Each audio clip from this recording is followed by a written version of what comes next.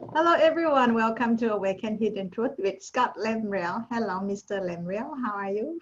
Hey, Perry, how are you doing? I'm good. Thank you. Finding new devices even on a planet as backward as Earth to cure diseases and do things. And they're there. You just have to hunt for Yeah. them. Something that should be provided to every man, woman, and child on this planet is politically kept from coming out to the public for financial reasons, greed, and other things. That'll change in time. So we're here. Why are we here? Why do we do these radio shows, these little YouTube, these Zoom YouTube radio shows all the time? Why do we do them? What's the And we point? should ask, the person who watch our show too, You know, if I why? charged money for these, I'd be a billionaire by now. Ah, You know, because we've done so many hundreds of them. But you know, I'm just making a funny little joke about it because the kind of work I do, where I coach people or guide people out of body, beyond the earth, and out into the universe, is not something that I'm authorized to charge money for. I can't do it. I don't do it. Because the work I do for those people who are ready wouldn't be effective for them if I did. That's what people think is normal on Earth, but it's not normal on many other world systems that are more evolved and don't have the problems we have on Earth because they don't use money. It's interesting. You try to get that across to a person on this planet, they haven't got an idea how that could possibly work. You mean they barter? They swap sheep for goats? No.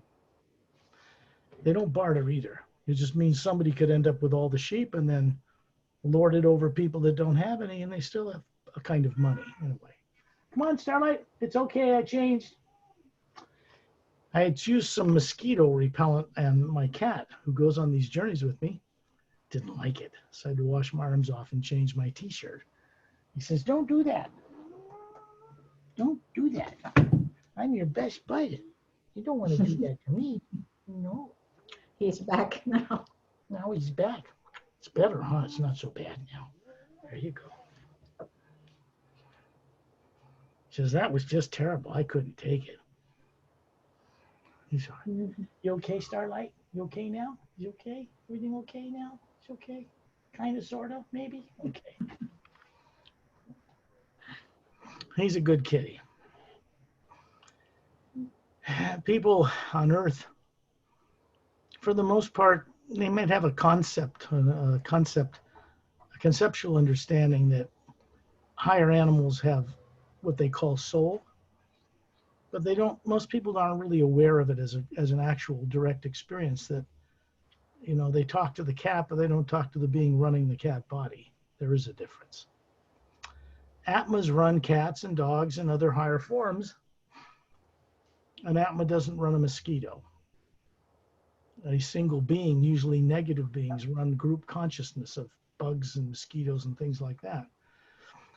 And they're not the kind of people I'd want to invite over for dinner, running mosquitoes and ticks and fleas and stuff, because more evolved worlds get rid of those earlier forms of life because they're no longer necessary. They don't raise animals for food in massive numbers, billions of cows on Earth, you know, to feed the insatiable appetite of people. They don't do that. So there are ways to correct planets as backwards as Earth in all of these areas. But it does require the awakening consciousness of the people who inhabit that planet to do it. Which means, since there is a new movement of an energy through creation out in what they call the energy of the universe, the void between planets and galaxies, that same energy, which appears invisible to human eyes, is not invisible to higher beings or to beings when they're out of their body, because they can see it. And it's a energy-packed universe. A living conscious energy is between planets and stars and moons and suns. And it's that zero-point or toroidal or energy of the universe that we have to deal with if we ever want to travel far into space or go to other dimensions or experience real life. Until we can deal with that energy properly, we will not be very advanced on this planet. And we won't be able to travel across the stars in technology that will really go faster than what they think is a limit of the speed of light really has no limit. It's just what human eyes can detect. So they say, oh, speed of light goes 286,000 miles per second. Compared to what? An object standing still? All the objects on Earth are never standing still. The planet's moving on its axis, revolving, and the planet's moving around the sun, and the sun's moving around a bigger sun, and the whole galaxy turns. Nothing is standing still. So what do you compare the speed of light to?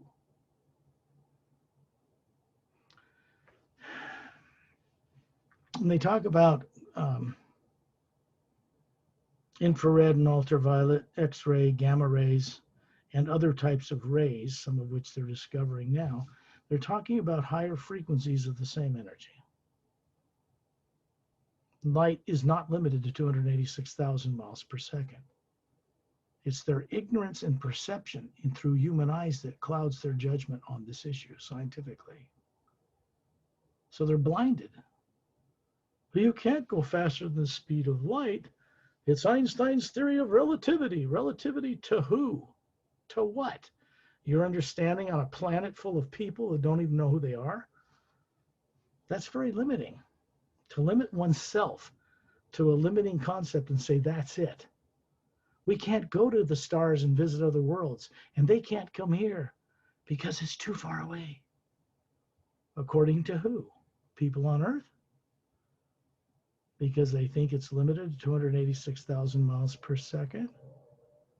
It isn't. Never has been, never will be.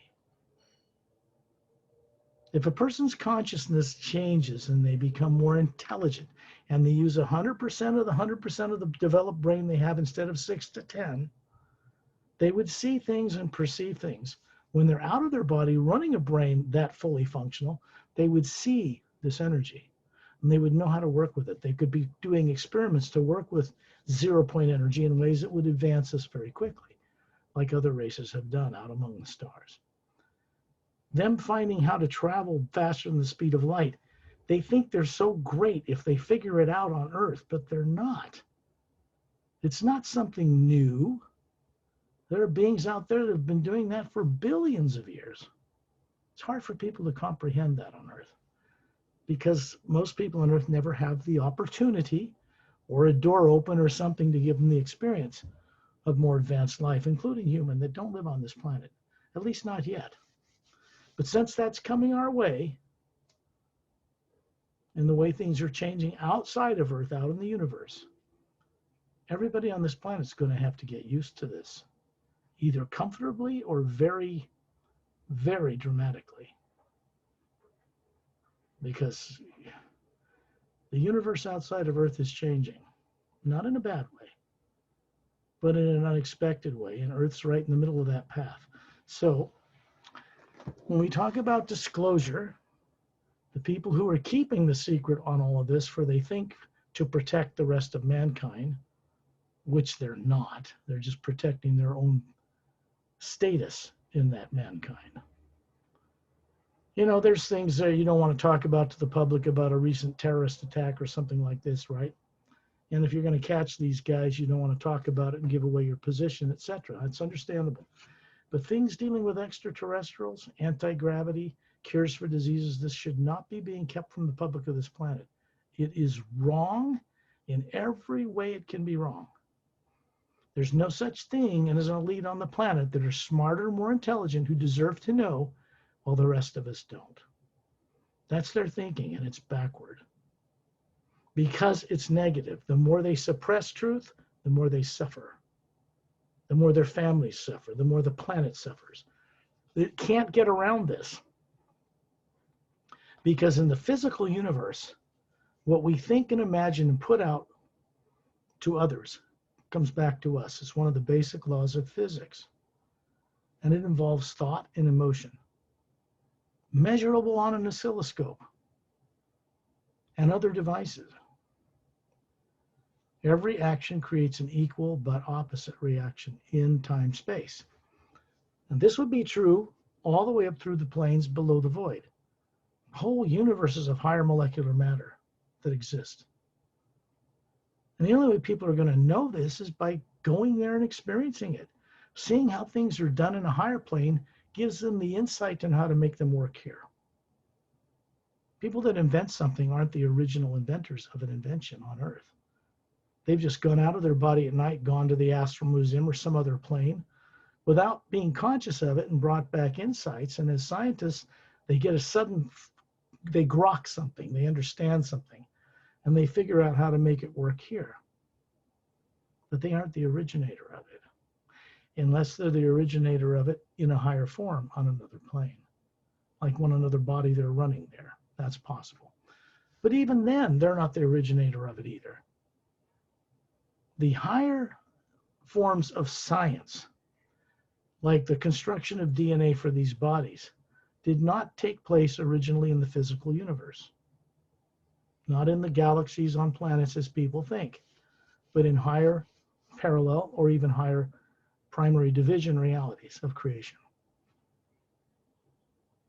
That's important for people to begin to hear this and understand this, because in my experience, it's quite clear that people on Earth, as unconscious as they are capable of understanding all this under the right conditions, under the right circumstances, that helps them to drop the brainwashing they've been subjected to, not just on Earth, but before this lifetime as well. If people really want freedom of being, they have to be trusted with it. It's very simple. People on Earth that run governments today are making decisions every day based on fear of the present and the future, one way or another. Because it is a negative emotion, an artificial creation, and subconscious drive. When they make decisions based on fear for the so-called good of all of us, it's always the wrong or not the best decision. And so billions are spent in one direction, then they get repercussions from that in space-time, and something screws up and it causes more problems, and they throw more money at it and try to fix it, and it just goes on and on and on. They don't really fix anything. I don't blame these people, because they grew up on the same planet we all did, misdirected by their parents and previous political people. How can they be blamed for that? The leaders of this planet, most of them anyway, do not remember who or what they are that isn't a physical body or brain. And that's error number one. That's a problem, because it means they're not working on all thrusters as a conscious being. It means they're going to make a lot of mistakes. If you don't remember what you are that isn't physical, you're going to make nothing but mistakes. Decisions are misdirected through subconscious fear and brainwashing, ignorance. So in my work, I endeavor to get across to all the people of Earth, not just you or me or, all the people. I don't care if they're royalty or classified or what they are. They're people who have the ability as an individual being to understand and work with the multidimensional creation. They don't believe that or understand that they have this capability, because they're thinking in terms of the limitation of one lifetime, one brain, one body. It does not have the capability to understand that, and doesn't learn it growing up on this world. So how can they be used to it? The being that's running the body, the real us, can comprehend such things, especially if it's awake and aware. If it's not, forget about it. If you want to know what it's like to be on a planet called Nerexalum, 400 light years away or further, out towards the Pleiades area, general area of space, then you have to be able to get above your body and go look at it. Because the spherical form of what we really are is not nuclear atomic in nature, and it moves on an energy field they call the void of space. The energy of the universe, which is not nuclear or atomic either. It is energy, but it's not limited to the laws of physics. So we can go there and look at it. You can go there on a ship, takes about a day to get from here that far out in the galaxy. in average size, average evolved craft. There's some craft that can go from here to other galaxies in a day or less. The understanding of how to move through that void between galaxies means that that void is not a void. It's full of energy. It's a type of energy that you can work with. And if you work with it, you can move around the universe very quickly. The types of devices in a physical world that allow this to happen do not pollute. They don't have tailpipes with throwing radioactive particles out the tailpipes like Star Trek in the future. Warp-driven radioactive cores and all that kind of thinking. No, you won't get very far out in space that way. Any kind of radioactive device is not going to warp space or create enough power to do any of that anyway. You have to have a device that channels the energy of the universe, which is not atomic, through it to power things because it's unlimited. And then you can move from here to here many times faster than the speed of what they think light is limited to on Earth. And you can do this by going through interdimensional doorways as well to cover great distances. But you have to know where those doorways are, how to map them out, how to have your device detect them, your ship. And you want to move around without polluting the void of space. There are races of beings out there that are not going to tolerate us going out and polluting that void of space because they know respectfully it's a living conscious energy and they work with it. So there isn't really any future in space exploration for the planet the way it is now because space is already occupied, primarily by more advanced races that get around the stars. So they're not going to tolerate it either. And we don't have the right to go throw our garbage on those people. We don't have the right to go and stake a claim to other people's planets and moons and asteroids. They're not ours. Going to run into serious trouble if they try to militarize space from Earth. Serious trouble. Because they're not going to be allowed to do it. They can try every technique they can think of to try to get out there and take their perverted thinking, fear-driven subconscious psyches out there and try to pollute the rest of the universe with the crap that's taught to people on Earth. It's not going to work. It just isn't practical. It's not. I bring this up because it really is an aspect of higher being, common sense. When we connect into the 0 point or the energy of the universe telepathically as beings, which we're capable of doing as the Atma, as the spherical energy of what people on Earth call soul, we can not only communicate with that energy, but trace it all the way back to the higher worlds, the higher realities, up through the different dimensions, and be aware of our existence in that multiverse while we're running a body on Earth. This is true. I do it all the time, and I'm helping other people rediscover how to do this. What could I charge money for doing that? How could I charge people money for that? It's not my hue. It's not my omnipresent energy to charge money for it. It wouldn't work in what I do, most of which is not on these radio shows. It's not on the private journeys that we go on, a small group of people, when I help them get off this world out into space and explore the universe. Those are private recordings. They're not on YouTube. The radio shows we do are. Other radio shows I've been on are. Conferences I've attended, those videos are. But the majority of the work I do is not disclosed on YouTube or the internet. And I don't charge money for it. I charge money for the books I sell because they cost a lot to make and they have to be distributed to people who wouldn't distribute them for me unless I charge money for them. Unless I had some way of being practical about that. So, but there's very relatively inexpensive to get one of the books I published that open doorways for people. It's not greedy. It's not about power. It's not about ruling over other people or anything like that.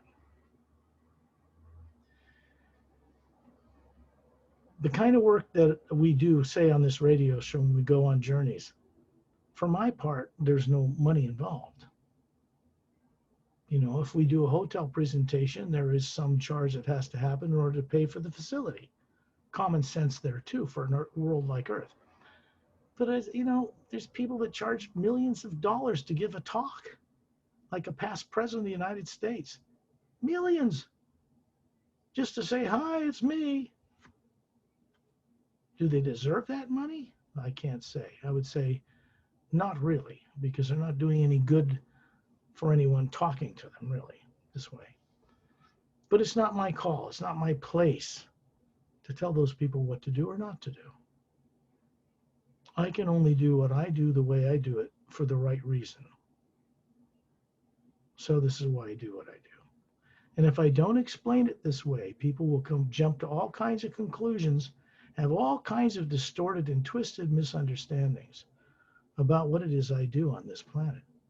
And they won't have an inkling of what I'm really doing because they haven't taken the time or the courage to even explore it for themselves, to know whether it's true because my work is about helping people have their own direct experiences. My experiences are mine. I can't give those to someone else, but I can help them have their own. That's why we do these little radio shows. Right, Perry? You know from your own experience, your consciousness, you're becoming a much more intelligent, wise person from the efforts you're making. You're co-creating that. Direct experience is very good, Scott. No need to search for information. I always do this because people think I'm promoting some kind of billionaires club or something. That's not true at all. I've spent far more money in this lifetime developing and getting these books published, including feature film work that I'm heading into, screenplays and all that. Far more money than I've ever made from any of it.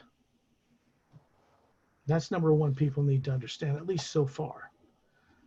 So the Say Raise agenda.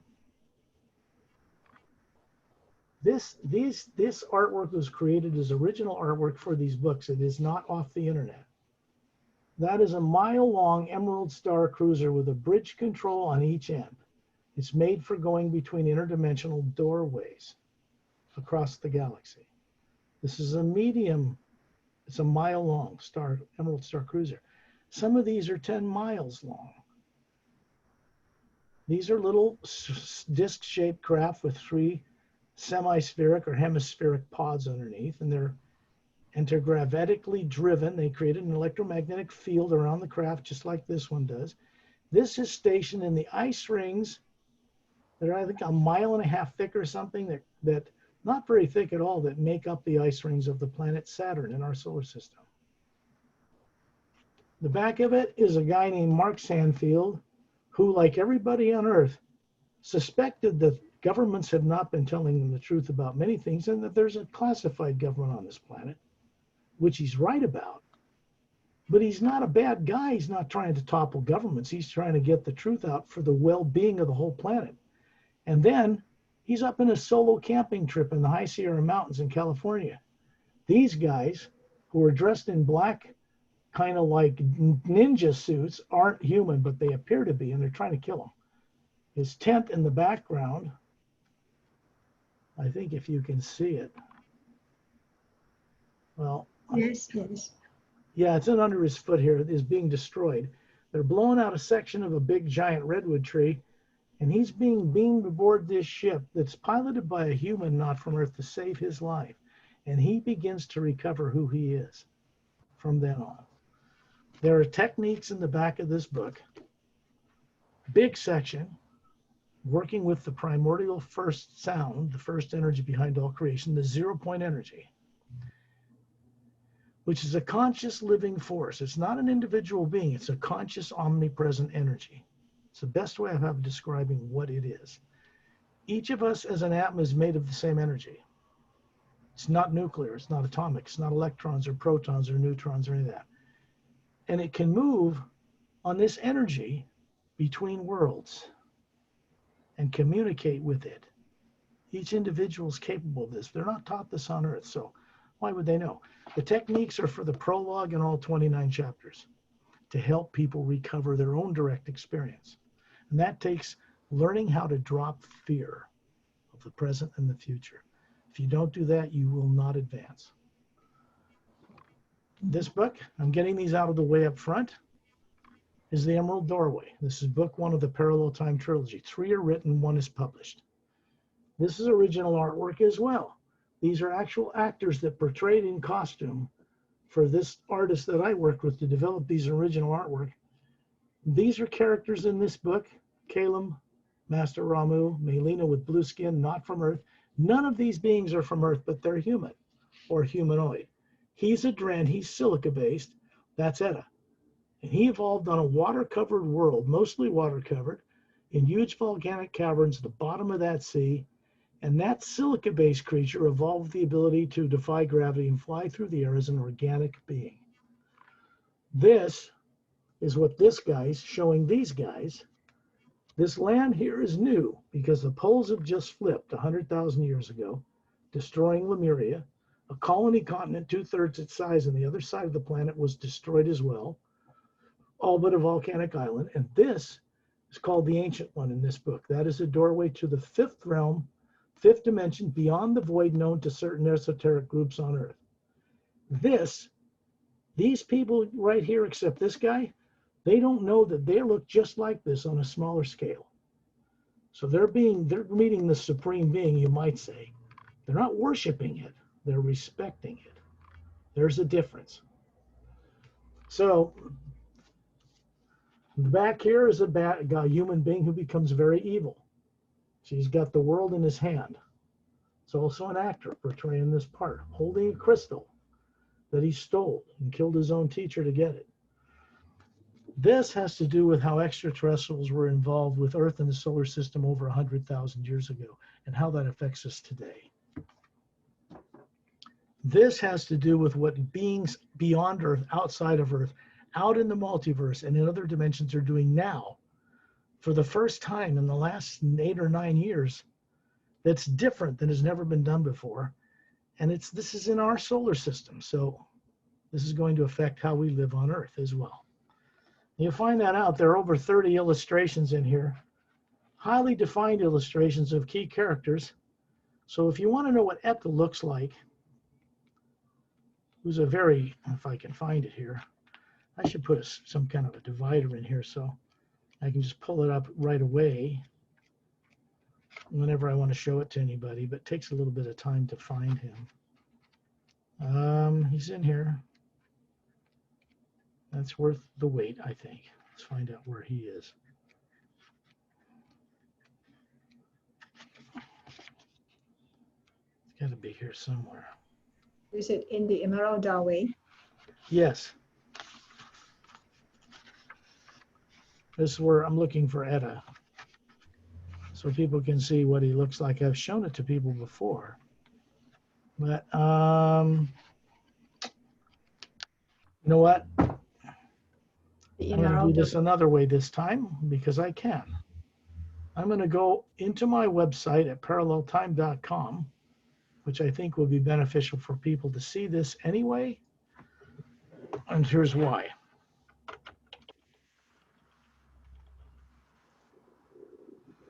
So I'll share it. This is the front page. There's a beautiful girl standing on a rock on another planet, not on Earth. And when you go into books and you want to look at illustrations, that is Ambassador Turellian. Yes. People that I introduced to. This is what he looks like on these radio shows. This is the Atma, what each of us looks like as soul, spherical, not 2 arms and 2 legs. This is Etta. That's cute. His little big eyes and his little cute mouth and his dexterous toes and fingers like a human. This is his tail glowing and like crystal opal in bright sunlight, and he's flying through the air.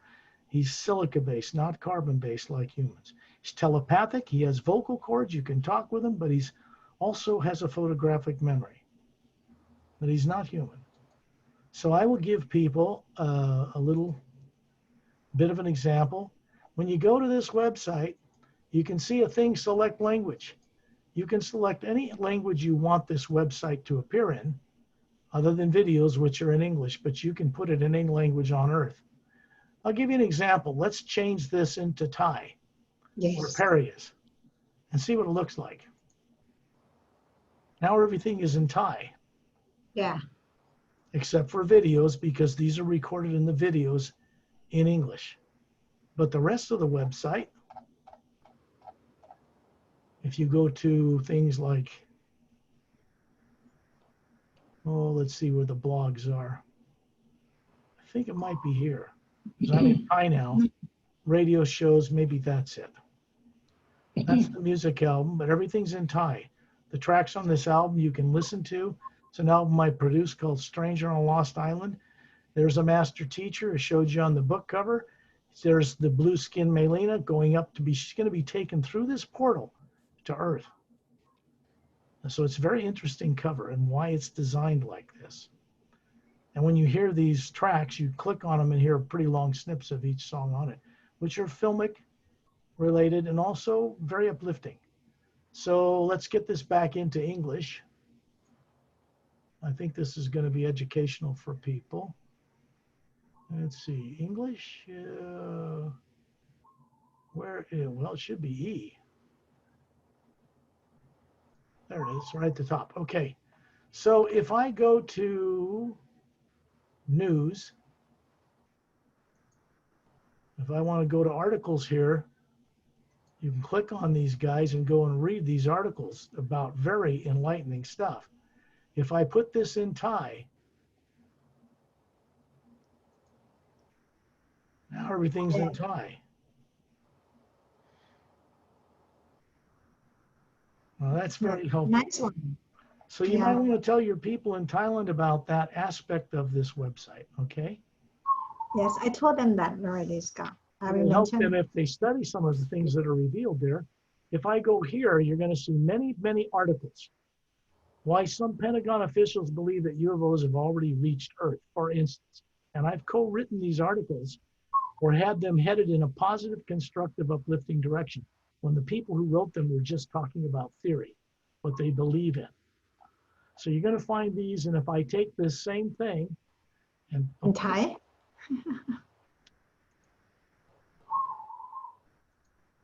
yeah, if I put the same thing in Thai,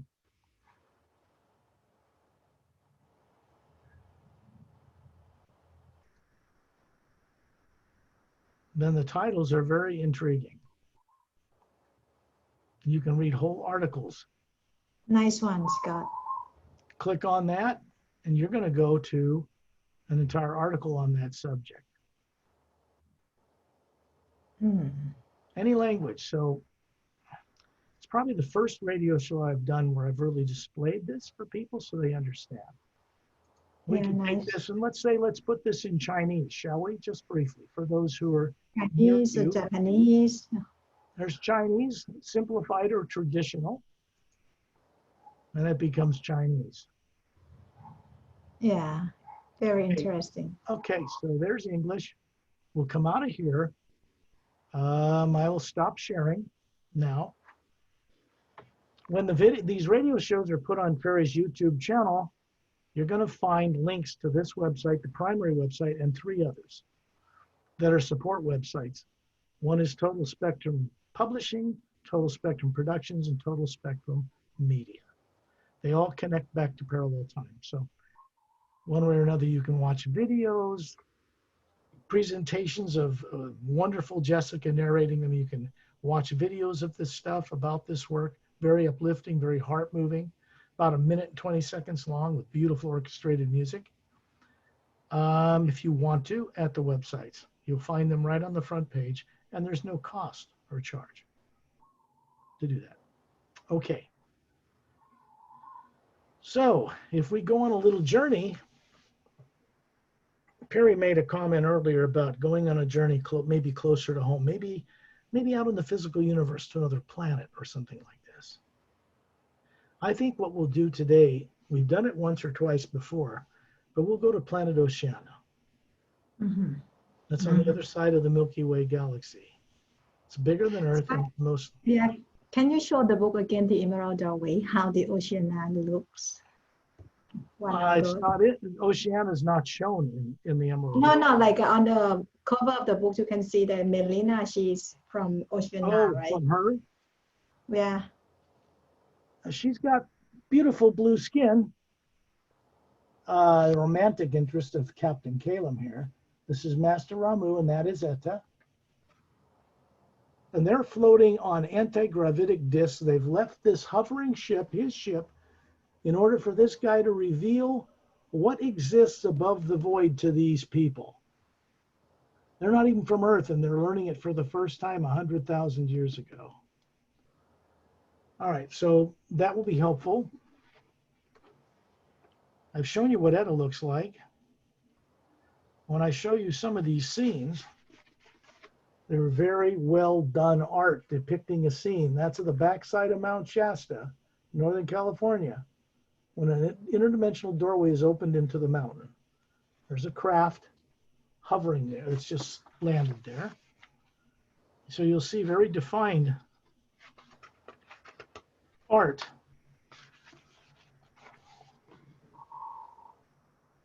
Mm-hmm. That's Earth. This craft coming to Earth. That's 100,000 years ago, a little bit more than that. This is the control console inside Captain Calum's extraterrestrial ship.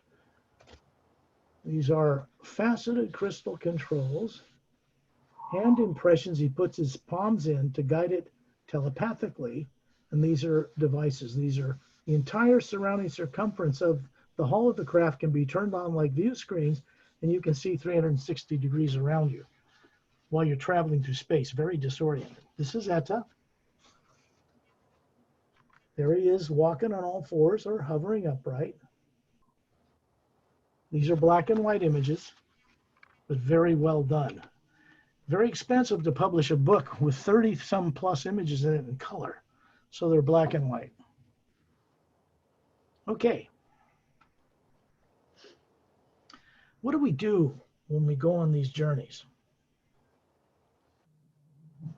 I wish I could speak Thai. I'm not quite at a point where I can speak all the languages of Earth in this body. I've crossed paths with it. I know I can do it. But it may not be quite time for that. So the website can be changed into Thai, but I don't And speak it. languages too.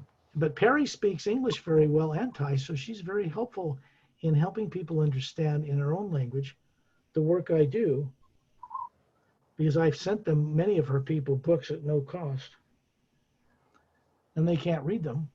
So I suggest they put them under their pillow at night, because when they're out of their body at night, whether they know it or not yet, as a spherical being, because everybody leaves their body every night when they put it to sleep, they can speak and understand other languages, even Galactic Standard. And the beings who will meet with them to help them, not from Earth, can speak Thai or any other language. And many of them go on journey at night, and then they sleep with the journey, when we go on journey together, like this radio show, Scott. It's very helpful. Right, exactly, yeah. So what is it then I talk about out-of-body travel? What does that mean? Okay. I'm not talking about astral travel at all. The astral body is a physical molecular body formed with a higher DNA and higher molecular matter time rate, living a life in the next major division above the physical universe. It's not a parallel dimension. There are 144 parallel dimensions in the physical universe. It's not infinite. There is a limit to them. It's enough for people on Earth to one day even comprehend 144 parallel Earths just in the physical universe, and to be able to move between them, travel between them, and craft as well. But you cross a barrier, and then there's what's called the astral plane, where all matters move through emotion, which is where emotion comes from. There are spacecraft there too, but they don't travel here, and craft here don't travel there. They work within the 144 parallel dimensions of that plane. And not all of them can do that. Certain races with certain craft can.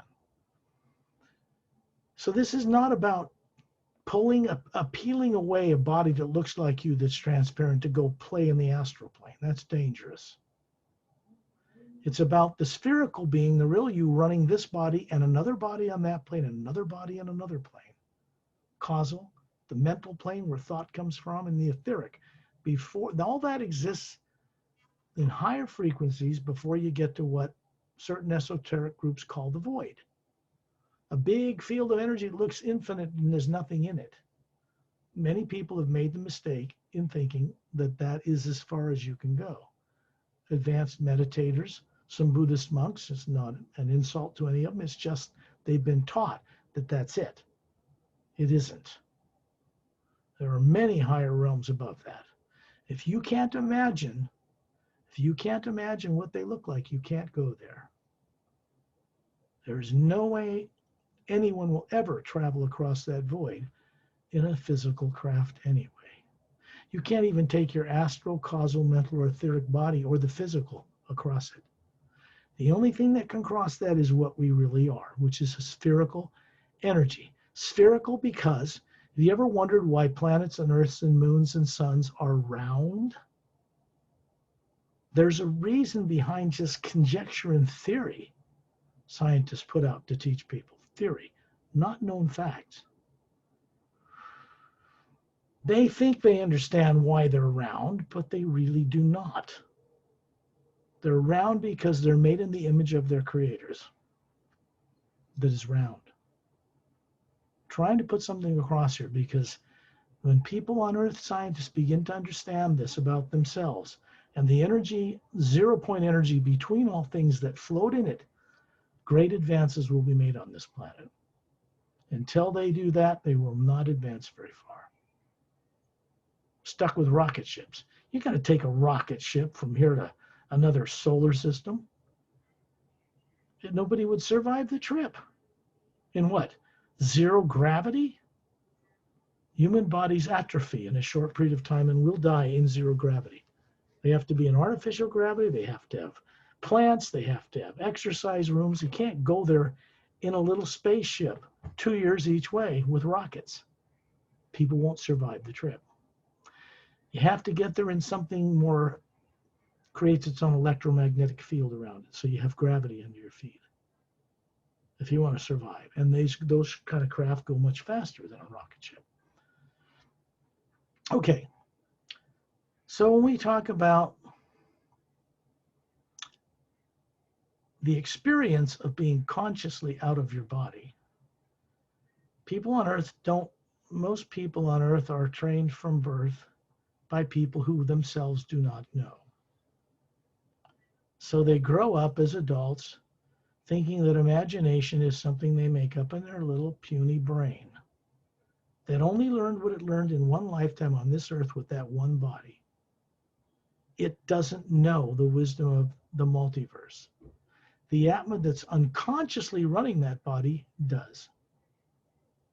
So what we're recovering here is not something to do with the brain, but something to do with the real being running that brain that isn't the body. And until people on Earth begin to understand what this really is and not just have faith about it, really know it, they're going to be stuck in ignorance and manipulated by politicians who themselves are in more fear than the people they rule over. It is a downward spiral towards destruction. There is no other end that can result from that kind of thinking. So, to avoid the destruction of this planet, other races, certain races, have intervened in this planet just to the degree to keep us from having nuclear war. They're not trying to step in and do everything and change everything for us. And they don't want to run the governments of this world. Nobody in their right mind would ever want to run the governments of this planet who are not from here. That they would not want to do, unless you're another tyrant race or something. So they want people here to wake up and run it correctly.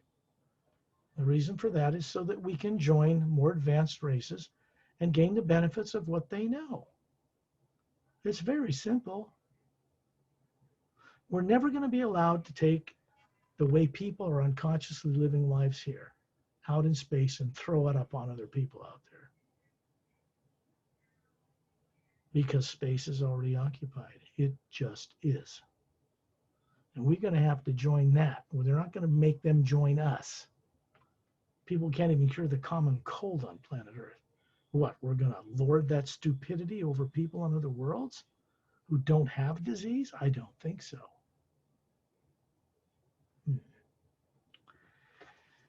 So, in reality, the races out there that travel the stars, most of them are kind, very evolved, and they are willing to help transform planet Earth. But it's going to take the cooperation of the people living here. And that means people as they are now are going to have to go through some dynamic change, very unexpected change. Something coming to this earth that they cannot control and never will control.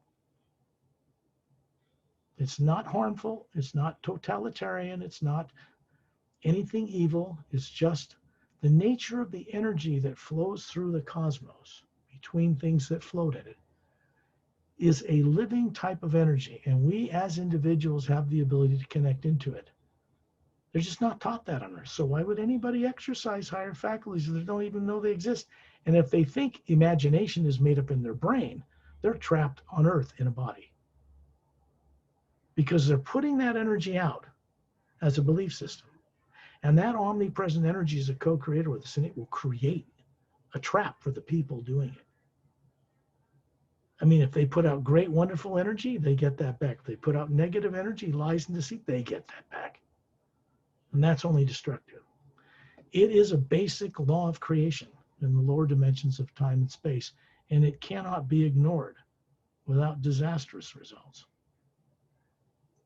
Because it works the way it works. It doesn't work the way we want it to. It works the way it works. And we need to discover that more on this earth and work in harmony with that if we really want to take giant leaps in evolution. We're going to need to help beings from other worlds and other realities, master teachers, not known on this earth at this time, in order to achieve a transformation for this world. It's a common sense fact. Think of it this way.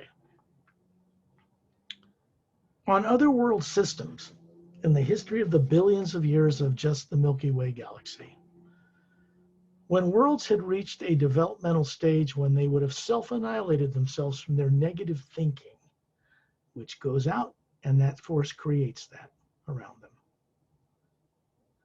them. When those planets had reached that point where they would have annihilated themselves, in some cases nothing was done. Those planets were destroyed. In other cases, something was done, and those worlds were approached by beings of far more advanced, kind beings with technology far more advanced, and they were offered a way out of their self-created trap, destructive trap. At some point, people of Earth are going to have to accept this more advanced help from other fellow beings, many of them human, who would do this and share what they know at no cost or charge to us. If we can be trusted with it.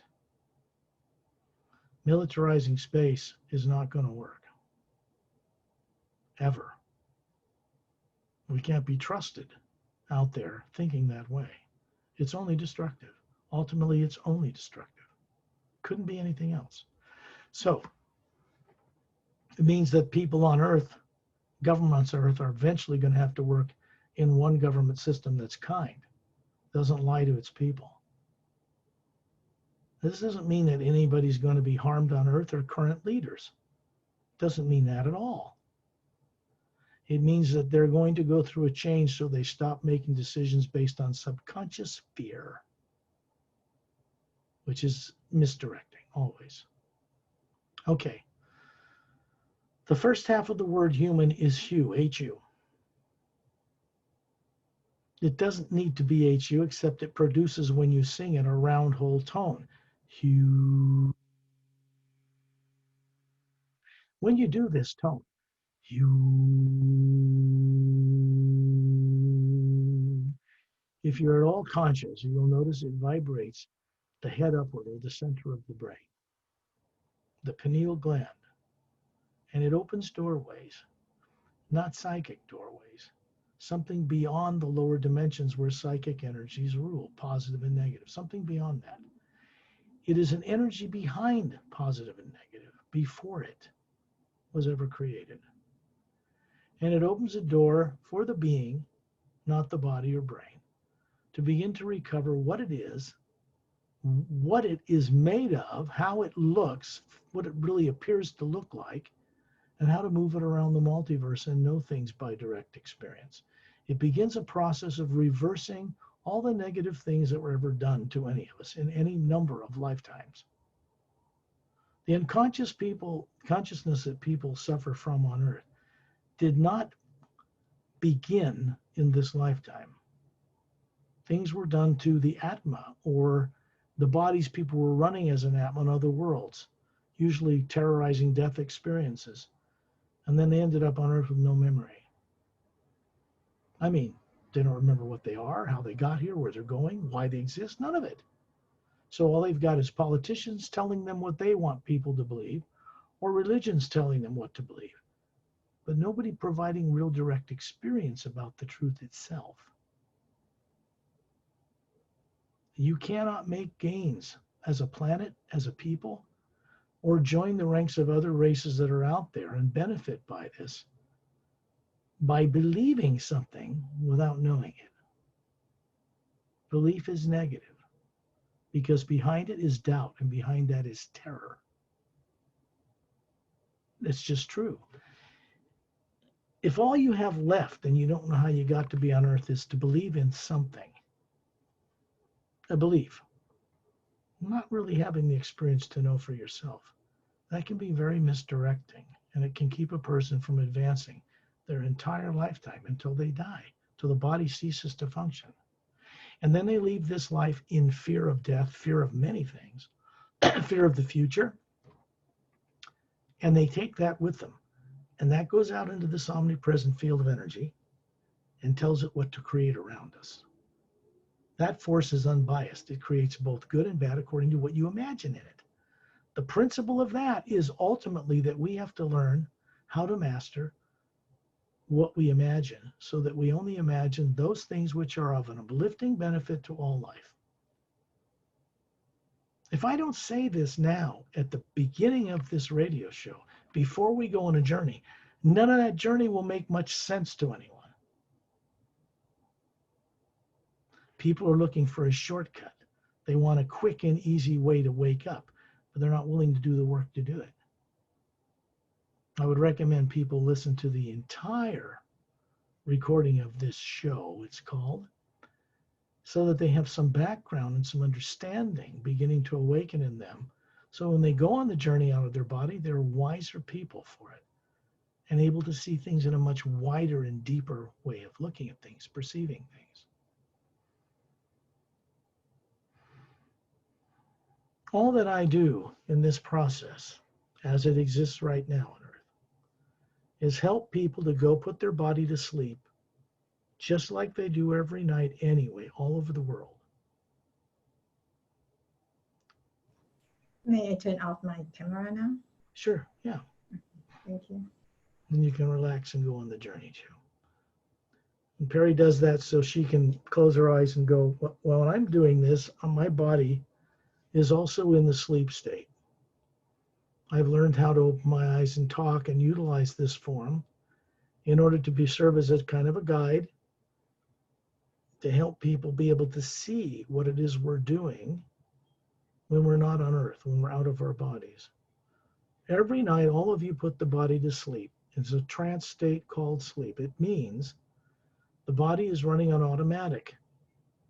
You, the Atma running it, the spherical you, the real you, the soul, that is not atomic or nuclear in nature, unconsciously causes the pineal gland to secrete serotonin. It makes melatonin. These are things that help the body run on automatic, heart working, blood pumping, breathing while you're gone every night somewhere. Since none of you are taught growing up on Earth what it is you're doing or how to bring back awareness of this, for the most part, you don't. In other words, you're just simply unconsciously creating, not knowing. And behind that is fear of knowing. Many people have a fear of leaving the body, and they think some demon will get them if they do that. What I point out to people is they've already been got. They're on earth with no memory of what they were before they were born here. They just call it God's will because they don't know what else to do with it. And I don't blame them. But in reality, they don't remember who and what they are before they were born here. And then they go about making decisions on earth as adults, usually incorrect ones or the least optimal ones. So the world stays like it is, in serious trouble. When a person recovers who and what they are and begins to remember, the IQ can't even be measured on earth that starts to take place in each individual. Certain brain cells are turned on, certain areas of the brain that have not been used simply because it's not been focused on by the being running that body, expands the awareness. The electromagnetic field around the body expands outward in all directions. People have heard of the aura of Buddha being 2 miles wide. What are they talking about? It's not a power to lord over other people. It's a field of energy that passes from the Atma, the spherical form, through the body, out into the world for the uplifting benefit of that individual being and all life. That is the aura, the electromagnetic field. It's all about energy and frequency, all of it. When I send out the hue in higher tones, I'm simply addressing your physical body, astral, causal, mental, and etheric. Many of you don't even know are living lives on different planes that you as an individual spherical being are running right now. Recovering awareness of this is key to what you would call enlightenment, freedom, true free will, and every other thing relative to serenity of being. And when I do this, it helps the bodies on those planes you're running, most of you unaware of it, some are, go to sleep at the same moment in eternity that you are on Earth. And then the spherical you, the real you, can move and go into higher realities on journeys across the stars, and bring back awareness of this to the physical body and download it there upon our return. This is really the way that it works. With your kind cooperation, because you have to co-create with me and with this one living force behind and all that exists, everything that floats in it, between different dimensions, between suns and moons and stars and planets, this energy is. It cannot be denied, except by people who are terrified or afraid of it. When we drop fear of the unknown, when we drop fear of thinking that we can ever die, great advances begin to be made, great expansions in consciousness, simply because when we stop thinking we're a body and a brain that can cease, then we are operating as the being that cannot be harmed or ceased because a body dies. This is who we are. So I'll begin those tones now, and then we'll go on a little journey to a planet called Oceana. And it exists on the other side of the Milky Way galaxy. It has 3 suns, a trinary system around which it orbits, a number of moons about the size of Earth.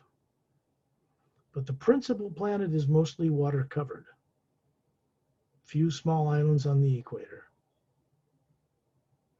I'll begin these tones now. You.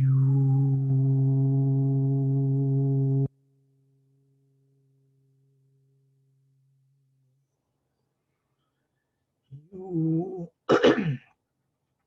You.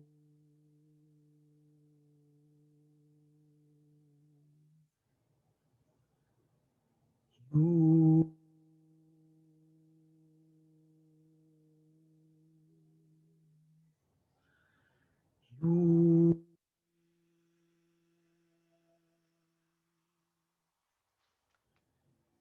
You.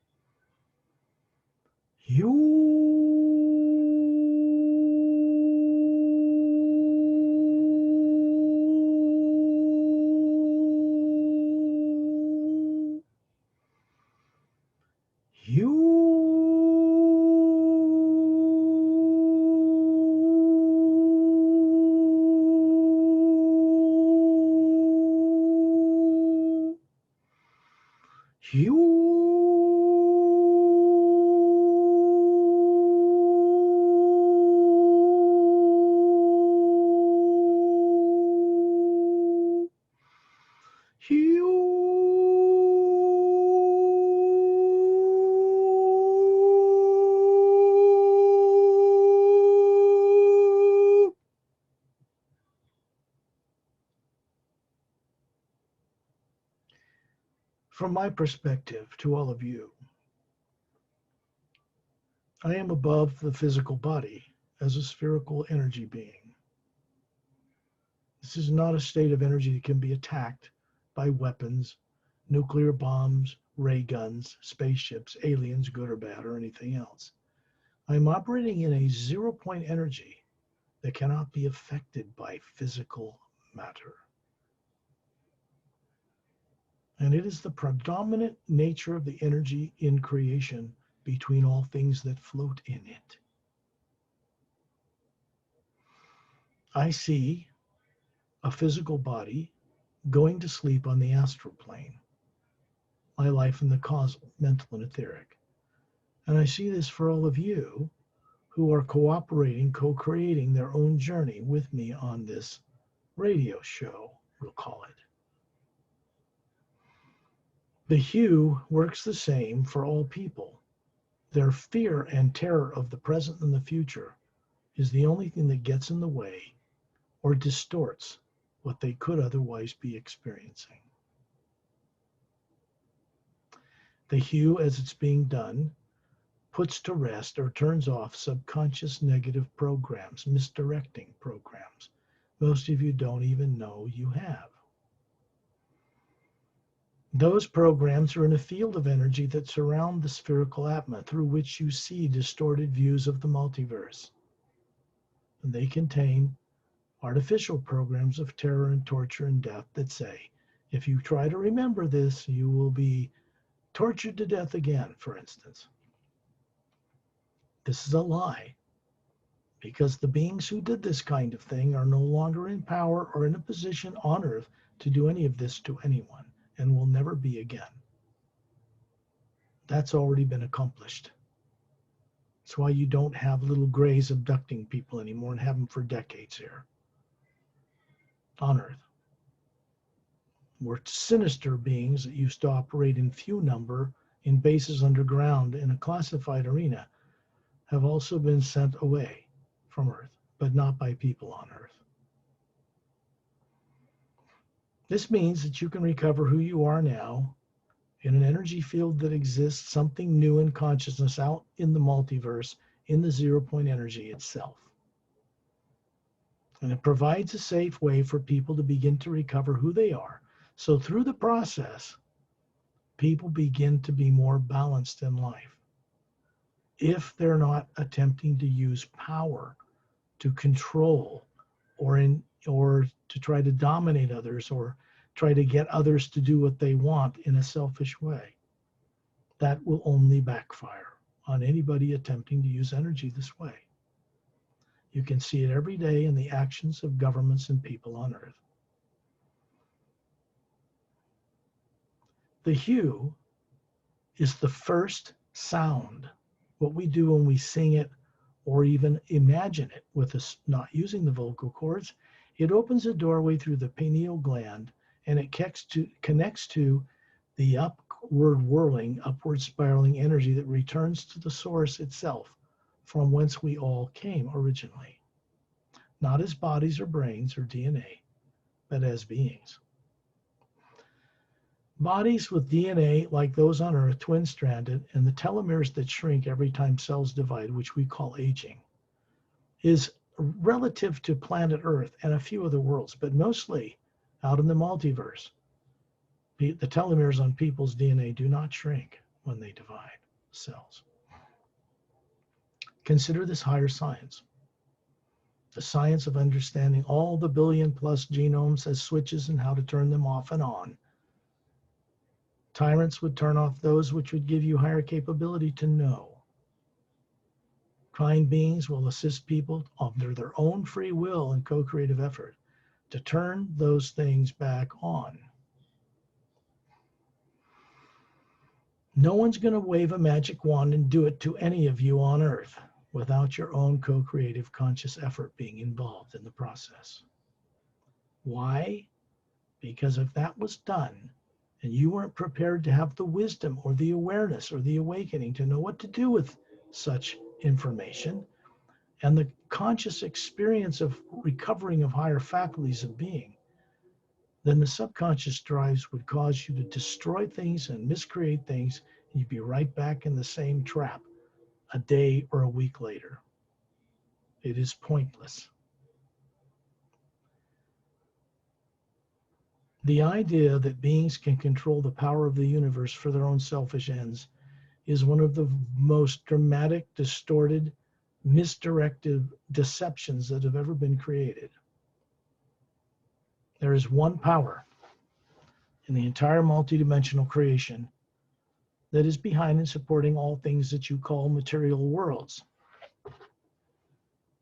It is not a positive and negative stream. It's not something that you can control. It is not a power you can dominate or misuse. The lower energies of the lower dimensions can be misused by people, but it will end up destroying them if you do it that way. The higher energy of the universe is a co-creator with us. We're meant to be putting things out into it through the creative imagination that are only of an uplifting, beneficial nature to all life, not just life on Earth, life in the entire multidimensional creation itself.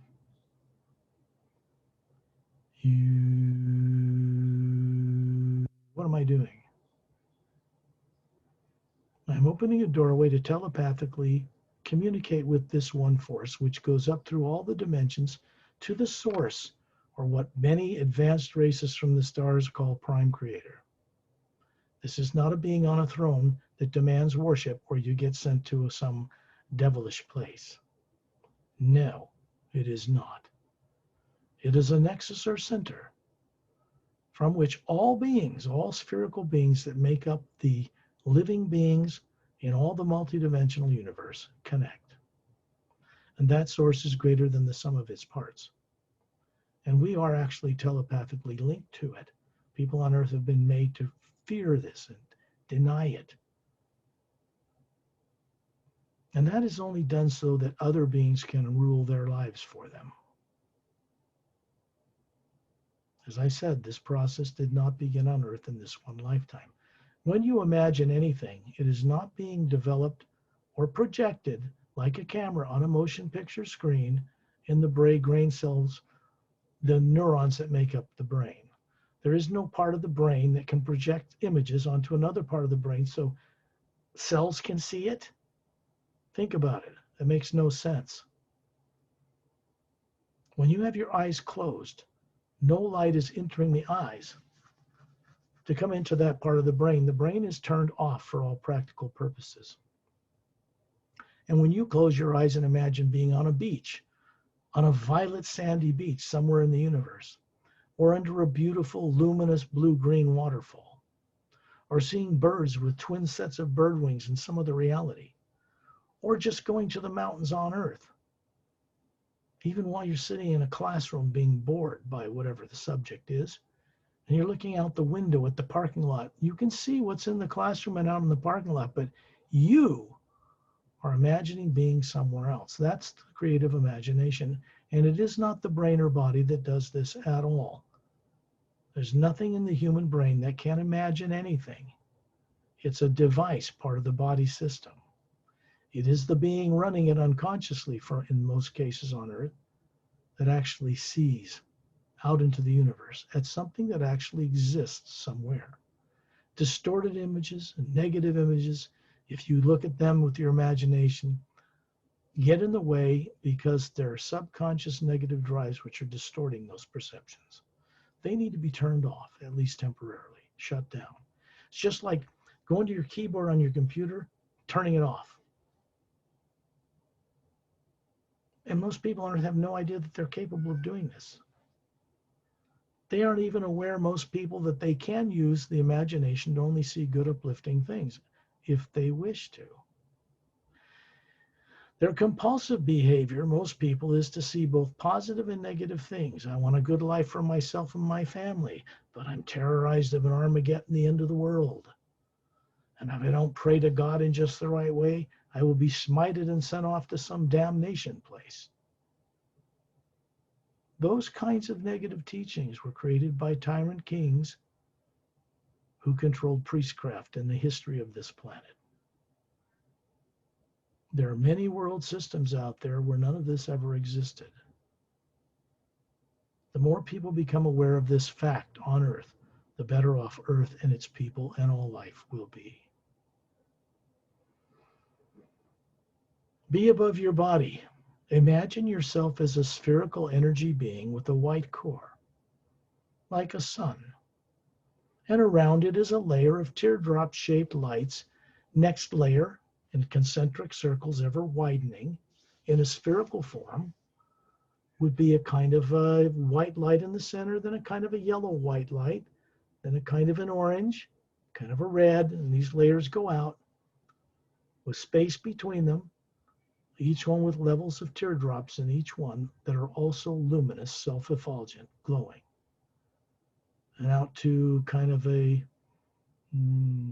orange-red, kind of a green, blue, lavender, violet, the spectrum colors of light. There's a white golden light around it that is a shield that's emanated from the white core of your being. This is you hovering above your body near the ceiling, wherever you live. And you look down kindly on that form with its eyes closed. And it might hear noises outside or hear something in the house. But basically that body is asleep. My voice and what I do is telepathic so that you, the being, can see what it is I'm sharing with you for yourself and go on a journey knowing the body is safe and sound, protected and asleep. Each one of us sends a little white golden light, a little ray, a little energy connection to the pineal gland, the center of the brain, to run that body when you are on a journey far beyond Earth. People do this every night and often go to what's called the lower astral plane, and they have either good experiences or bad ones. And this depends on what you take into the dream state at night when you put that body to sleep. If you're terrified of the future and you go to sleep, you're going to have a nightmare. If you work with the hue to shut those things down before you go to sleep, you're going to have wonderful experiences and remember more. It's just that simple. It takes some effort on each person's part to co-create their own way out of the trap they're in. The trap meaning not knowing who they are, what they knew before they were born, and how to get around the multiverse as beings. Be in the atmosphere at 10,000 feet above where you live and looking at the sky. It doesn't matter if it's day or night.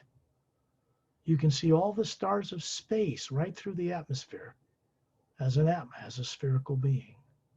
You can see in 360 degrees in any direction, depending upon where you place your imagination.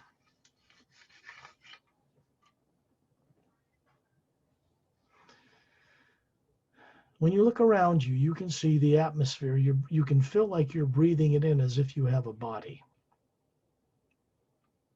And then you see a body standing there in front of you. You're a spherical energy. And there's this body that looks to be about 36, perfectly healthy, trim, vibrant, radiant, with a glow around it. It's made of energy from the white core of your being. It isn't a physical body, but it looks just like you. It's not an astral body.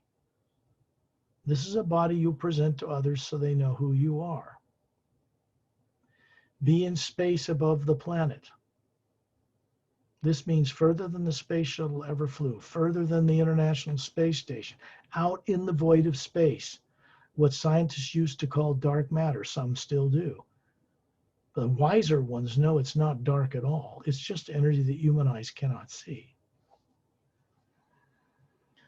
As the Atma, you're going to see that a number of us on this journey, as individual spherical beings with bodies that look just like us, about 36, are standing in the void of space, and the energy around us isn't black or dark at all. It's a brilliant white golden light filling all the energy of space. You look at the Earth and the polar ice caps and the oceans. You see the moon that does not turn on its axis in the parallel dimension where we live. And you see that the same face is always showing towards the Earth as it revolves around the planet. It does not turn on its axis.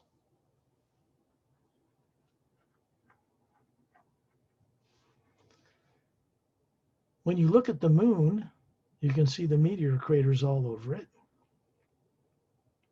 And you look at the sun, yellow sun off in the distance, we call Sol or SOL. And then you look at the stars of space all around us, below, to the right, above, in every direction. Billions of them. Big blue-white giants, yellow suns like our sun, red dwarfs. You can see these colors. You can see the stars of space, and behind that energy, between each one of us, hovering in a circle around a friend of mine, out in space above the planet Earth, looking on the polar ice caps, you can see that the energy that really surrounds us is a white golden light. It is not nuclear or atomic in nature. It is what we would call 0 point or toroidal, or the energy of the universe. And this is a conscious, living type of energy. It is the energy that all things float in. Planets turning on their axis. Suns, if they spin on their axis. Galaxies turning on their axis. Moons. Nebula. Remnants of a supernova exploding, dying suns. Billions of planets. Just our galaxy. And off in the distance you can see, like you have a telephoto telescope for eyes, you can see across the deep void of space, which appears like a white golden light to you now, the Andromeda Galaxy spinning on its axis, our nearest neighbor. In the center of where we are standing and where the spherical beings we are hovering is a friend of mine named Ambassador Torelli, and he is or was a human being, and he's showing you a body form about 36 like us, 18 feet tall. He's one of the shorter ones. Some are 25 feet tall.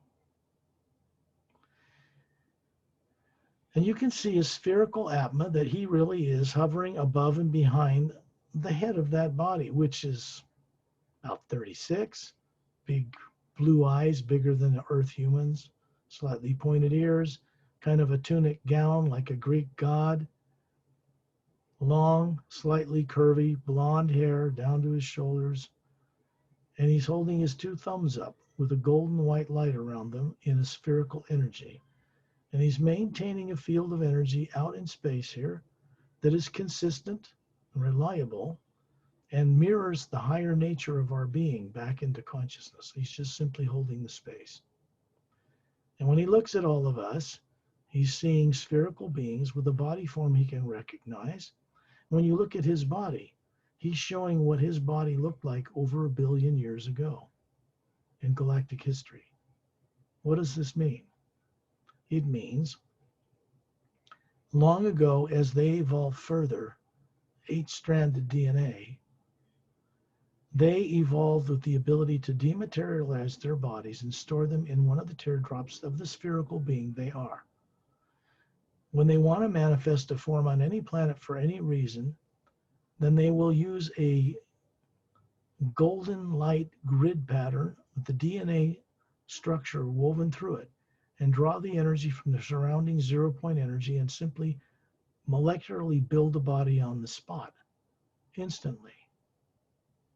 You could go up and shake his hand. It'd be a very bigger hand than you've got, but you could. So they don't have the cumbersome nature of having to run a body around 24/7 like we do on Earth.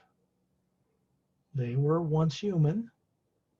We get our DNA for the kind of bodies we have on Earth from them originally. The Sayres were responsible for seeding human life in the physical galaxies and in the entire astral plane long, long ago in multidimensional galactic history. They brought races up to spacefaring capability, many types, human, humanoid, and others, who were all kind at one time, and then they departed this reality to see what we would do with it.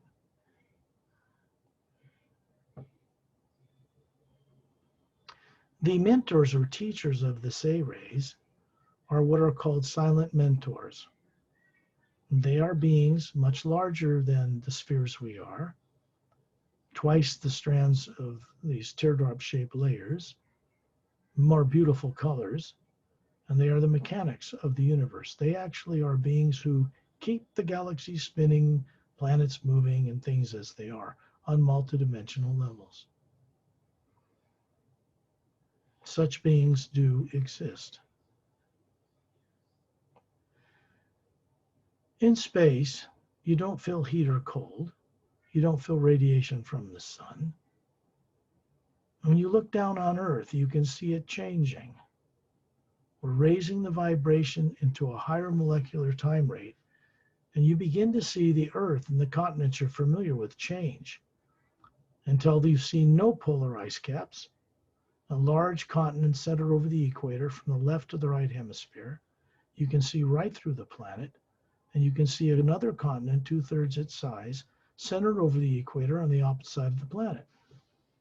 When you look at the moon here circling the planet Earth, you see that it has a complete atmosphere and rain clouds, no polar ice caps, and 5 dome cities, large ones on the front side as it's moving toward us, turning on its axis, which the moon you're familiar with does not.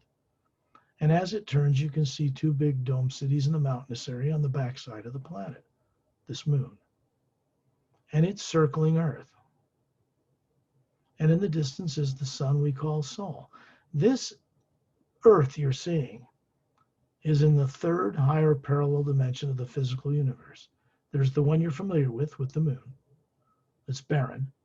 And there's the next one, which is a different reality of Earth. And the 3rd one above that is the one we're seeing now. This planet and this equator, the continent that's centered over it, never flipped its poles like the Earth you're familiar with did, cyclically every 100,000 years.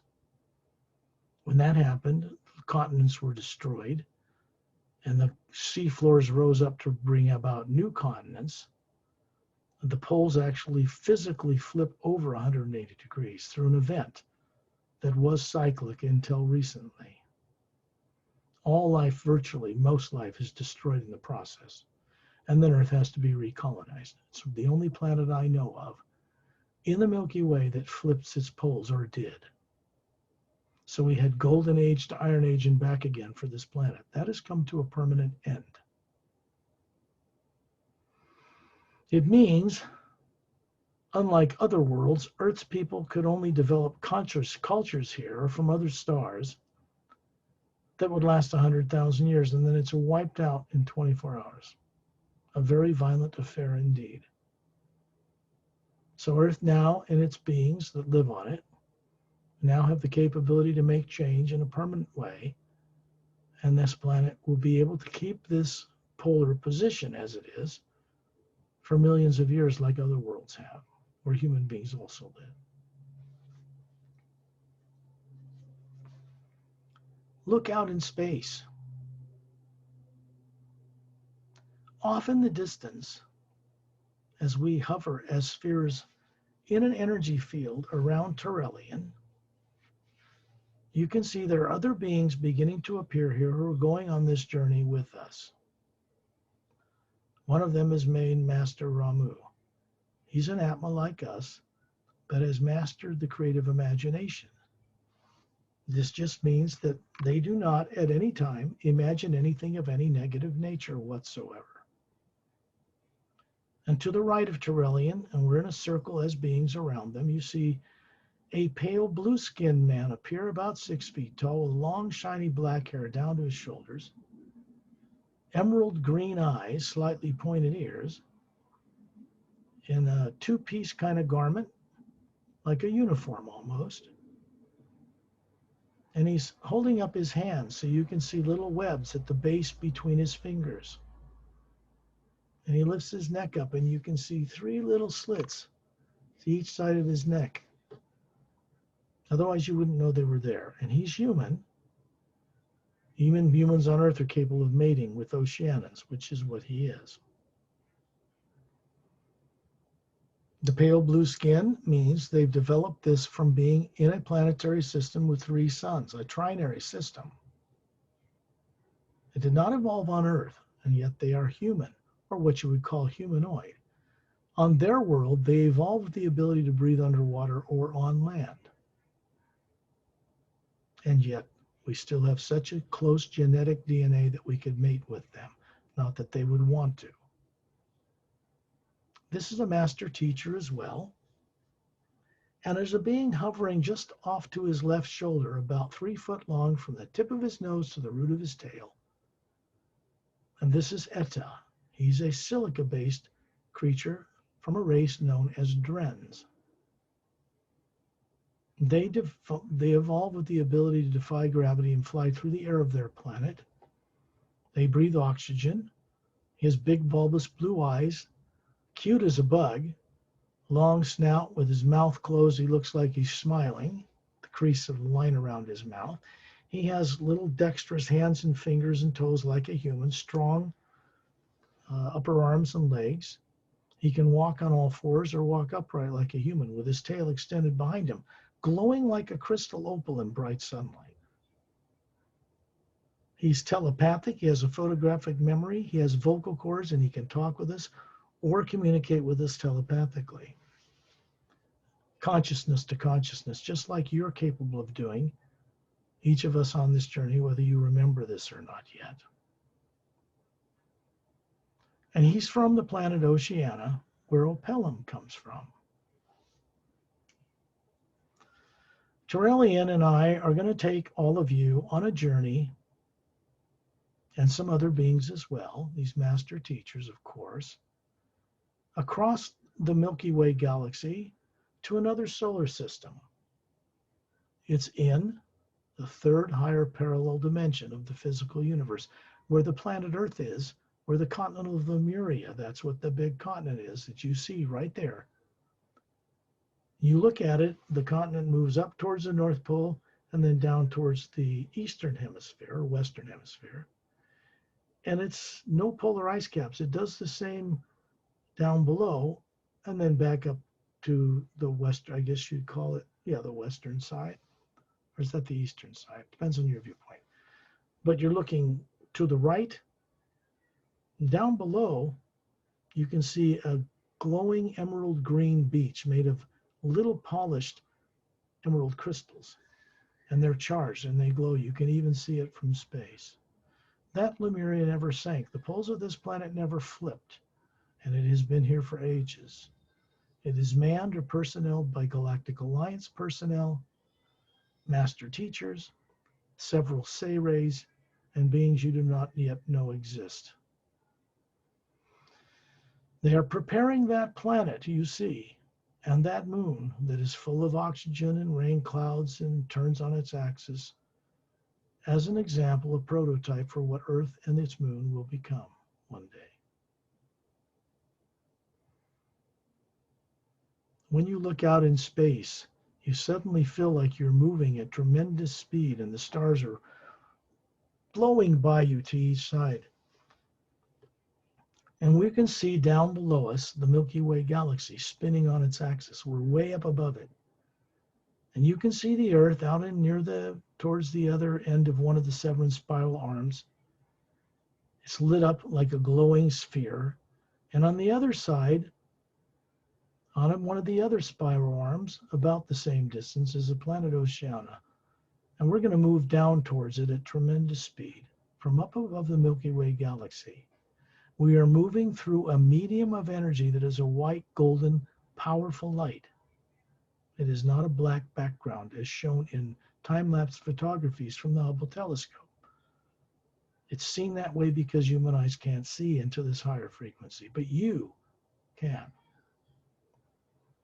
And then the next thing we know, we're hovering around Tyrrellian, looking on this planet Oceana from outside its space, and you can see several moons around it, about the size of Earth. Trinary systems produce the most advanced life, DNA and human. That means the influence of 3 suns. Out in the distance, you can see a blue-white giant, further out a yellow sun like ours, smaller, further out a red dwarf. This planet Oceana and its moons circle it. All 3 suns. Each sun a little further out, like the yellow sun, circles the bigger sun, and the smaller red dwarf circles those 2. You can see this planet from space is a beautiful blue-green ocean-covered world with no polar ice caps and no continents. It's mostly water. There's a few islands centered over the equator. And then you can see Tyrrellian. He's still showing you his 18-foot tall body, the spherical being he is hovering above it. And all of you.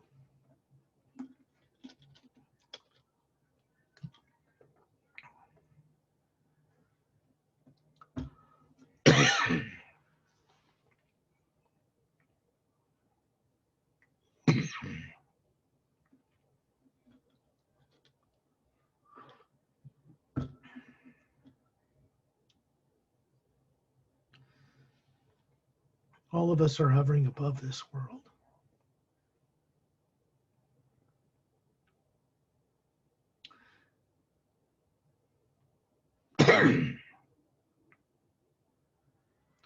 Master Opelum is still standing in space where he was, and he's pointing to this world. He has pale blue skin, remember, and you're going to see us all moving around Tyrrellian in the central focus of this circle of beings, down and through this atmosphere, slightly pink-colored clouds, until we come down through it and we're hovering above one of the islands over the equator. And as we get nearer, we see that it's quite a large island, maybe 500 miles square, odd shaped around the border of the circumference of it.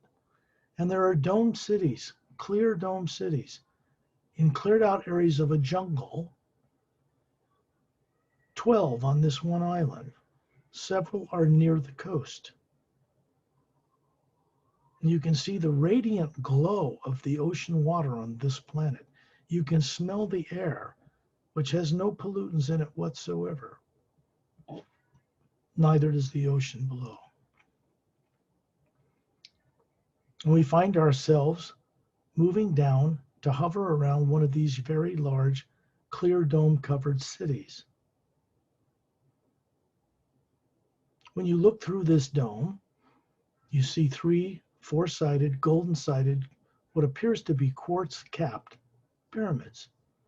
There's a left side of the background of this city. You can see a snow-covered, small mountain range, semicircular, and half of the background of this dome with little waterfalls and little rivers running into a oval blue-green lake in the middle of this dome. And that is put there for the aesthetic enjoyment of the people who work here and live here. Because there are no mountains, snow-capped or otherwise, on this planet. And to the right, you can see a whole field, 2/3 of the whole interior of the dome with little ivory-colored dome dwellings and little white ivory-colored pathways laced between them that circle around this lake and head in towards it's not really a metropolis. There are small spherical and triangular and pyramidal buildings, glass-like, that are near and around the pyramids. And you can see beings walking along these little pathways that look like Opelum. He's pointing to it. He's with us, out of body, showing you his physical form. And down there on one of the pathways on the lake opposite the pyramids is a man waving at you. And we find ourselves suddenly walking on this ivory path toward him, all of us on this journey, moving toward him as spherical beings, showing him a body form about 36. And when you look at this man as we approach him, Torelli is standing behind him, 18 foot tall. And this man's about 6 feet. He's showing you his open fingers. You can see the little webs between his fingers. Otherwise, he looks perfectly human, about 40, slightly grayed temples, long, shiny black hair, emerald green eyes. He's telling all of you that you are now standing on or hovering in and around one of the dome cities on the planet Oceana. These are human type of beings that can breathe underwater or on land. They evolved in DNA like many other races that are human or humanoid from what the Say rays originally developed several billion years ago out in the galaxies. The Say rays are not from the Milky Way. They're not from Andromeda. They evolved way out in the galaxies and came here, which means human beings did not evolve on Earth at any time. They didn't originally evolve in the Milky Way galaxy either.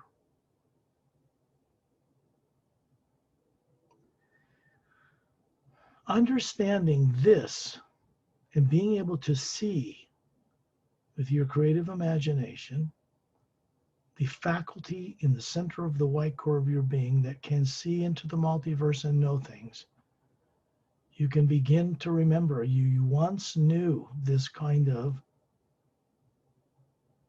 truth. You once had this awareness long ago.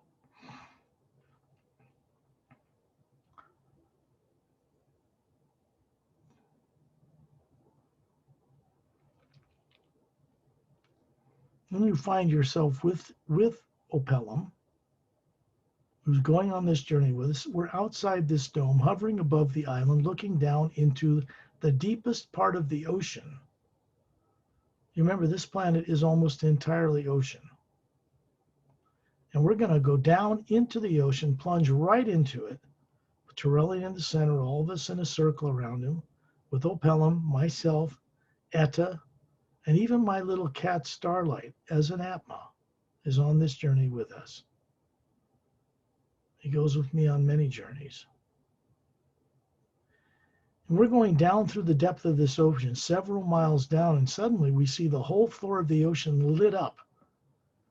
There are domed cities on the bottom of this ocean, like the one on the island above, connected by spherical tubes. One runs up an extinct volcanic higher elevation, goes up into the island and connects to the dome near the coast we just left. Transport cars, double-ended, like double-ended quartz crystals glowing from red to green to blue every few seconds, are moving, containing occupants at very high speed in these tubes, moving between these dome cities on the bottom of the Oceana Ocean.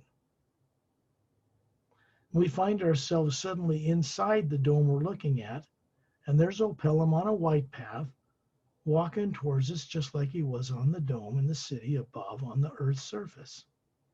This planet's surface, not planet Earth. And he points in the distance towards the pyramids, and he tells you that there are laboratories there, the most advanced crystalline-based science in the galaxy. Opelum, who you're seeing here in a physical form, his body is here, and he's out of body showing us this stuff, is standing on that white kind of marble floor, that winding pathway, with the lake behind him. Under the dome and above, you can see the huge ocean above the dome, which can withstand the great pressure here very easily. The dome itself creates a natural light like daylight, sunlight on a broad sunny day. And they can control the intensity of this or dim it to create night. It is technology. Eta, who you can see hovering down the path towards us, with his tail glowing from the root to the tip like gem-grade crystal opal in bright sunlight, very colorful, hovers up, stands on his hind legs 3 feet off the ground, and wiggles his fingers at all of us to say hello. This is his actual body on that planet. And then you look above him and you see a spherical being like us and another Eta that looks just like him, made of energy, wiggling his fingers at us at the same moment.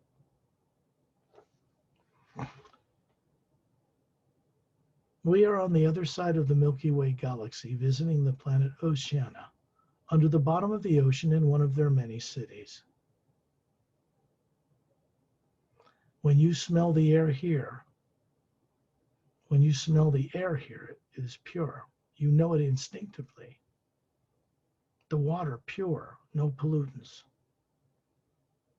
They have the science to change any kind of waste products into other types of products by changing the molecular configuration. This is higher science. Now we're in space above the planet Oceana, and there's Opelum hovering in space with us, looking down on this ocean-covered world with no polar ice caps, 3 moons the size of Earth, no polar ice cap, dome cities on them, and a trinary sun system. There are other trinary sun systems with planets orbiting them in the Milky Way galaxy. The most advanced races inhabit such worlds. When we begin to see a couple in space, you can still see the planet Oceana and the trinary sun system in the distance, and the white golden light that fills the void of space between all things that float in it. And it is the same energy that comprises the core of our beings as individual atmas or souls. That omnipresent energy is a co-creator with us. It creates as the one power what we imagine, good or bad. So we want to definitely only put uplifting good things into it for the uplifting benefit of all life.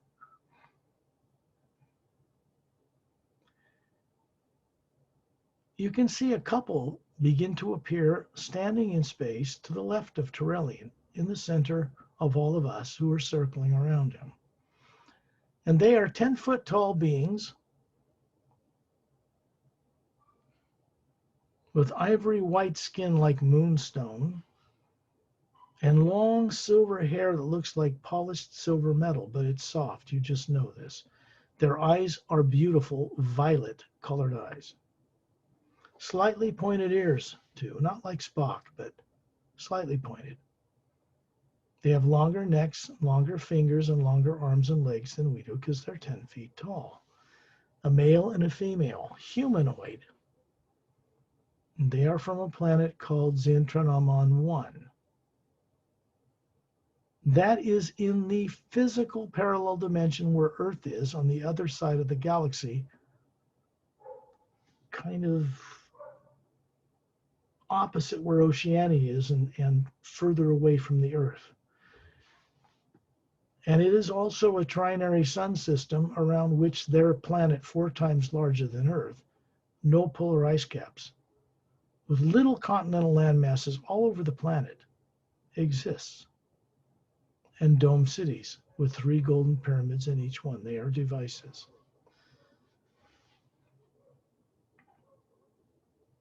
We suddenly find ourselves up above the Milky Way galaxy, looking down on it. When you listen to the sound that surrounds you in the void of space, way above the galaxy. It sounds like millions of men and women's voices singing you on many different levels. And you can feel it moving through the core of your being, always moving. And we suddenly find ourselves hovering above a planet, far away from Oceania, far away from Earth, in the Milky Way galaxy. And when you look down on it, hovering in space above it, you see no polar ice caps. And you see this couple standing in space with spherical beings, their true self, hovering above them near Tyrrellian, with all of us hovering above their home world. And in the distance, a trinary sun system. Again. You can see down in the continent center near the equator, these are little continental landmasses, like little islands, lots of them.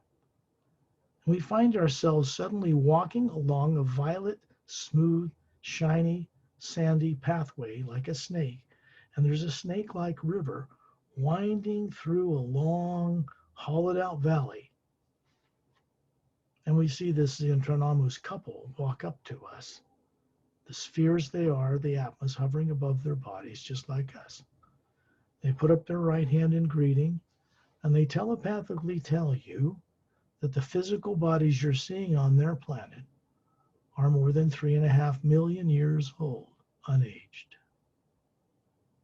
This is a different kind of immortalization process.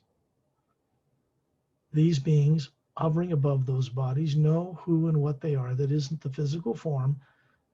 They've just simply controlled the telomeres not to shrink when the cells divide. It's higher science, like the Oceanians have on the other side of the galaxy.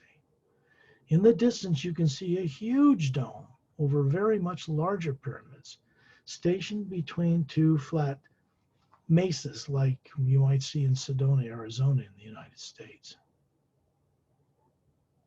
And this violet-colored river, they're showing you their atmosphere, vibrant with energy, much higher energy than what's on Earth, no pollutants.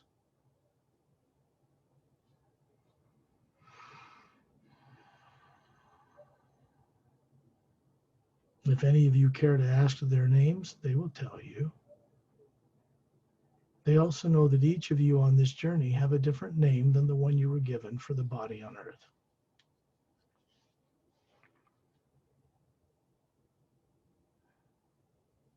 They show you in the distance this dome covering these pyramids way off in the distance as a central governing complex. When you look up in the atmosphere from this world, you can see several moons circling this Earth, the size of Earth, with no polar ice caps and dome cities on them as well. And then you're suddenly hovering around Tyrrellian and myself, Ramu with his crystal staff, Opelum, Etta, even my cat Starlight, and all of you, the Zeontrahnahmoos couple from Zeontrahnahmoos1, Opelum from Oceania, and Etta from Oceania, who evolved in huge extinct volcanic caverns in the bottom of the Oceanian seafloor. Over many millions of years, they developed the ability to defy gravity and fly through the air as an organic silica-based being. And little Etta, who's not human, is also a master teacher. And we find ourselves looking down on the Earth with polar ice caps now and a barren moon that does not turn on its axis, and the sun's all in the distance. And again, the energy between the Earth, the moon, and the sun is a white golden light, filling the void of space. And then you find yourself hovering in the atmosphere at 10,000 feet on Earth where you live. You still hear the sound of eternity moving through the first sound of creation. And you can see in the atmosphere a white golden light behind oxygen, behind the gases of the atmosphere. And you look down and find yourself hovering as a sphere above the physical body that's in the trance state we call sleep. And all you're doing is allowing this journey to be recorded or downloaded into that consciousness and that brain that has never had any of this in it growing up on Earth. And this will affect the brain, the cells, turn on some things, and begin to expand the energy field that surrounds your physical form on Earth, a form of protection. Be kind to that physical form, smile kindly upon it, and realize you are beginning to enlighten it so that it can comprehend and not freak out and be able to accept such experiences while living out a life on planet Earth. When you're ready, you can see this energy move through the brain, through the pineal gland, out through the body, expanding it until your electromagnetic field is about 2 miles wide. And then the energy passes further than that and goes out into the planet. This is our job. This is who we are, to help make this transformation to the consciousness of people on Earth take place.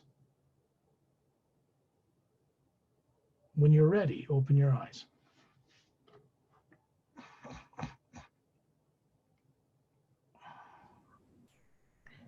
We are back. That's the way out-of-body travel really works. People getting used to this and being accustomed to it is like stepping on an anti-gravitic spaceship and traveling clear across the galaxy in a day. Yeah, it's incredible when you first do it as a human being. But after a while, you want to get places much quicker. It's like riding a bus or an airplane. After a while, you get used to such things. And that's not freedom. That's still physical body in physical universe on a physical spaceship. The difference is such ships can move between parallel dimensions in the physical dimension itself. So I want to leave people with that. Any questions, Perry? No. Great to go to Oceana too and Zeontrahnahmoos1. Yeah. 3 different worlds in our Milky Way galaxy, very far apart, with living beings on them who are themselves master teachers.